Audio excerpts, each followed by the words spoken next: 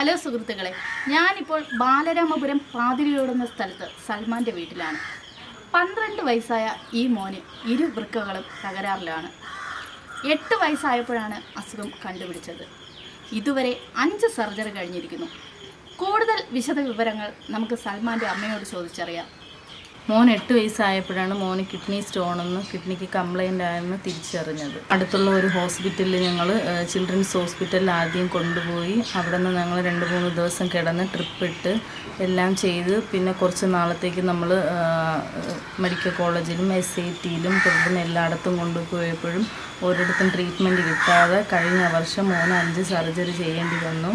പിന്നെ വീട്ടിലുള്ള എല്ലാവരുടെടുത്തുനിന്നും നാട്ടുകാരുടെ ഉള്ള സമ്പാദ്യം എല്ലാം വിറ്റ് പറക്കിയാണ് മോന് സർജറി ചെയ്തത്. ഇപ്പോൾ തുടർന്ന് മോനിപ്പം വീണ്ടും വയ്യാതായി. തുടർന്ന് സ്കൂളിൽ പോകാനൊന്നും മോന് നിവർത്തിയില്ല. കഴിഞ്ഞ 3 വർഷം കൊണ്ട് മോൻ സ്കൂളിൽ പോയിട്ടില്ല.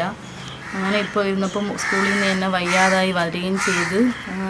ഇപ്പം ഞങ്ങൾ സ്കാൻ ചെയ്തപ്പം പറയുന്നു വീണ്ടും മോന് കിഡ്നിയിൽ സ്റ്റോണും ഉണ്ട്, കിഡ്നി 2 വീക്കും ഉണ്ട്. ഒരാഴ്ചക്കകത്ത് എൻ്റെ മകന് ഒരു സർജറിയും കൂടെ പറഞ്ഞ് ഇപ്പോൾ ഡോക്ടർ പറഞ്ഞത് CT സ്കാൻ ചെയ്തിട്ട് ഹോസ്പിറ്റലിൽ അഡ്മിറ്റ് ചെയ്യാനാണ് പറഞ്ഞത്. CT സ്കാൻ ചെയ്യാൻ പോലും എൻ്റെ നിവൃത്തിയില്ല. ഹസ്ബൻഡിനും സുഖമില്ലാത്തതാണ്. ഹസ്ബൻഡ് 3 മാസം സ്ട്രോക്ക് വന്ന് തളർന്ന് കിടന്നതാണ്. ഈ മോന് അവന് ഇഷ്ടമുള്ള ആഹാരം പോലും കഴിക്കാൻ സാധിക്കുന്നില്ല. ഒരു ദിവസം 10 ഗ്ലാസ് വെള്ളത്തിൽ കൂടുതൽ കുടിക്കാൻ കഴിയില്ല. ആ അവസ്ഥയാണിപ്പോൾ. മോന് കളിക്കാനോ പഠിക്കാനോ ഒന്നും സാധിക്കുന്നില്ല. സ്കൂളിൽ പോയിട്ട് 3 വർഷമാകുന്നു. വേറൊരു മാർഗവും ഇല്ലാതെ വന്നപ്പോഴാണ് ഇവർ സോഷ്യൽ മീഡിയയുടെ സഹായം തേടിയത്. അതിന് നിങ്ങളെല്ലാവരുടെയും സഹായവും ഇവർ പ്രതീക്ഷിക്കുന്നു. എനിക്ക് 5 സർജറി കഴിഞ്ഞു. ഇതുവരെ എൻ്റെ അച്ഛനും അമ്മയും കടം മറിച്ചും ഉള്ളതെല്ലാം വിറ്റുപറക്കിയുമാണ് എൻ്റെ സർജറി എല്ലാം നടത്തിയത്. ഇനി അവരുടെ കയ്യിൽ ഒന്നുമില്ല. അതിനു മുൻപ് ഡോക്ടർ CT സ്കാൻ ചെയ്യാൻ വേണ്ടി പറഞ്ഞു. അതിനുള്ള കാശ് നമ്മളതിൽ ഇല്ലാത്തതുകൊണ്ട് നമ്മൾ പോയില്ല. അടുത്ത ഓപ്പറേഷന് വേണ്ടി ലക്ഷങ്ങൾ ചിലവാകും. അതുകൊണ്ട് എല്ലാവരും എന്നെ സഹായിക്കണം. എനിക്ക് മറ്റുള്ള കുട്ടികളെ പോലെ ഓടി ചാടി നടക്കണം, കളിക്കണം, പഠിച്ച് നല്ല നിലയിലെത്തണം. അതിനുവേണ്ടി എല്ലാവരും എന്നെ സഹായിക്കണം. സൽമാൻ്റെ അടുത്ത ഓപ്പറേഷന് വേണ്ടിയുള്ള തുക കണ്ടെത്താൻ സാധിക്കാനാകാതെ അച്ഛനും അമ്മയും നിസ്സഹായാവസ്ഥയിലാണ്. ജോലിയില്ലാത്ത അമ്മയ്ക്കും സ്ട്രോക്ക് ബാധിച്ച അച്ഛനും യാതൊരു വരുമാനവും ഇപ്പോൾ ഇല്ല. 3 മാസം മുൻപാണ് സൽമാൻ്റെ അച്ഛന് സ്ട്രോക്ക് ബാധിച്ചത്. ഉണ്ടായിരുന്ന കിടപ്പാടവും ഇപ്പോൾ പണയത്തിലാണ്. നാട്ടുകാരുടെയും ബന്ധുക്കളുടെയും സഹായം കൊണ്ടാണ് ഇതുവരെ സൽമാൻ്റെ ട്രീറ്റ്മെൻറ്റുകളെല്ലാം നടന്നത്. നന്നായി പഠിച്ചുകൊണ്ടിരുന്ന ഈ കൊച്ചുമിടുക്കൻ്റെ സ്കൂൾ പഠനവും ഇപ്പോൾ മുടങ്ങിയിരിക്കുകയാണ്.